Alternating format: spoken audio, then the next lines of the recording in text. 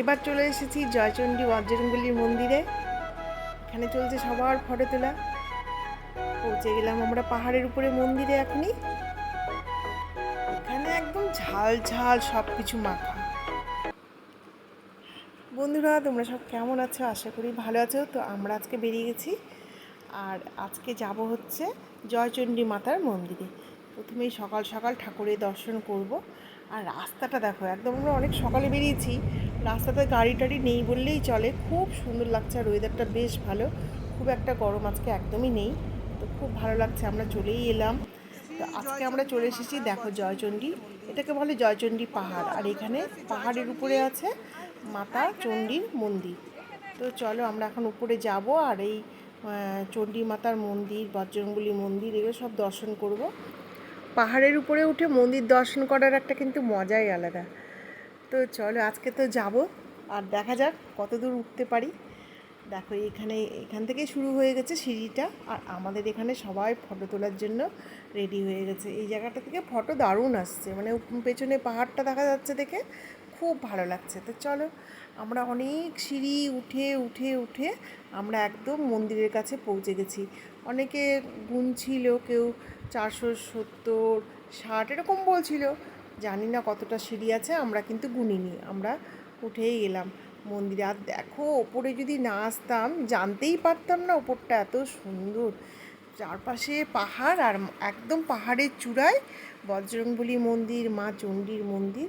ভীষণ ভালো লাগছে এসে সত্যি। যদি নিচে নিচে আমরা কিন্তু সিঁড়িতে উঠতে উঠতে অনেকক্ষণ ওয়েট করছিলাম, কারণ একটা জায়গায় সিঁড়ি একদম খাড়া সিঁড়ি ছিল। তো আমরা ভাবছিলাম কী জানি, দেখে যেতে পারবো কি পারবো না, এগুলোই ভাবছিলাম। কিন্তু দেখো ঠিক চলে এসেছি মায়ের কাছে। মায়ের দর্শন খুব ভালোভাবে করলাম, তোমাদেরও দর্শন করিয়ে দিলাম। আর মায়ের একদম মন্দিরের সঙ্গেই বিক্রি হচ্ছে কিন্তু এই সমস্ত মাখা, মানে দারুণ। মুড়ি থেকে কুল আছে, তেঁতুল আছে, শশা, পেয়ারা, সব কিছু আছে। আমি তো কুল দেখে পাগল হয়ে গেছি, কুল তো আমি খাবোই খাবো। তো যাই হোক, কুল মাখাটা নিয়ে নিয়েছি, এখন হচ্ছে আমাদের নামার পালা। যাই হোক, কুল মাখা তো নিয়ে নিয়েছি আমি। এবার দেখো, তোমাদের পাহাড়টা একটু দেখিয়ে দিলাম, এবার নামবো। এই দেখো, কুল মাখা আমি নিয়ে নিয়েছি, আর কুলটা খুব ভালো ছিল। আমরা ওখান থেকে বেরিয়ে গেছি, বেরিয়ে এখন আমরা যাচ্ছি কোথায় বলো তো? এখন আমরা যাচ্ছি হচ্ছে মাইথন ড্যাম। এটা খুব মানে একটা ভাইরাল প্লেস যাকে বলে, এই পুরুলিয়ার মধ্যে মাইথন ড্যাম। তো আমরা সেখানেই যেতে যেতে দেখছি রাস্তার ধারে একটা পলাশ গাছ, এত সুন্দর, এত ভালো লাগছিল যে না নেমে আমরা পারলাম না। আর এখানে অনেক বাচ্চারা মানে ওই ঢিল মেরে মেরে ফুল গুলো ভেঙেছে, নিচে অনেক ফুল পড়ে আছে। তা আমি ওখান থেকে একটুখানি ফুল কুড়িয়ে নিলাম। তার মধ্যে আমার বোনরা সব নেমে গেছে, বোন নেমেছে, বোনের কলিগরা নেমেছে, তারা সব ফটোশ্যুট করছে এখানে। আমরা আবার ওখান থেকে বেরিয়ে গেলাম। আর ফুলগুলো এত ভালো ছিল, দেখো আমি একটু ফুল নিয়ে নিয়েছি, কী ভালো লাগছে ফুলটা, পলাশ ফুল। একটু সরস্বতী পূজার সময় যদি এরকম ফুলগুলো পেতাম, খালি মনে মনে এটাই ভাবছিলাম। আর এটা হচ্ছে ডিভিসির কলোনি। এই কলোনিটার পাশ দিয়ে এখন যাচ্ছে আমাদের গাড়িটা, তাই তোমাদের সাথে একটু শেয়ার করলাম। তো চলো এখন যাব হচ্ছে মাইথন ড্যামে। আমার তো মাইথন ড্যামটা দেখার জন্য একদম মনটা, মানে ওটা সম্পর্কেই শুনেছি, মাইথন ড্যাম একটা বড় ড্যাম, পুরুলিয়ার খুব বিখ্যাত একটা ড্যাম, এরকম শুনেছি।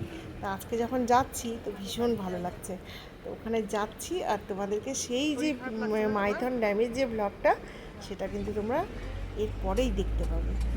তো তোমরা বন্ধুরা যারা যারা ফেসবুক থেকে দেখছো তারা কিন্তু অবশ্যই ফলো করে রেখো, আর যারা ইউটিউব থেকে দেখছো তারা কিন্তু চ্যানেলটিকে সাবস্ক্রাইব করে অবশ্যই রাখো। দেখো ড্যামের রাস্তার যে এই যে পিলারগুলো ছোটো ছোটো ছোটো, কী সুন্দর কালারফুল, একদম দারুণ লাগছিল। আর এই দেখো মাইথন ড্যাম, কী অপূর্ব, মানে দূর থেকে যে এত সুন্দর লাগছে, না জানি কাছে গেলে কেমন লাগবে।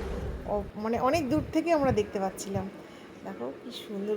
আর এই যে বোটিং, এটা দেখেই আমার ভয় লাগছে। আমি এমনি কোথাও গেলে সহজে আমি বোটিং টোটিং এগুলো করি না। জল থেকে দূর থেকেই আমি দেখি সব কিছু। নিচে নামার, নেমে এই বোটিং করা, হেন করা তেন করা, এগুলো আমি করতে কিন্তু ভীষণ ভয় পাই, সেজন্য আমি করি না। তাই ওই বোটটাকে দেখে আমার কিন্তু প্রচণ্ড ভয় লাগছে এখান থেকেই। এরকম এরকম করে হেলে দুলে যাচ্ছে। তো চলো নেক্সট ভিডিওতে তোমাদেরকে আবার দেখাবো। চলো টাটা।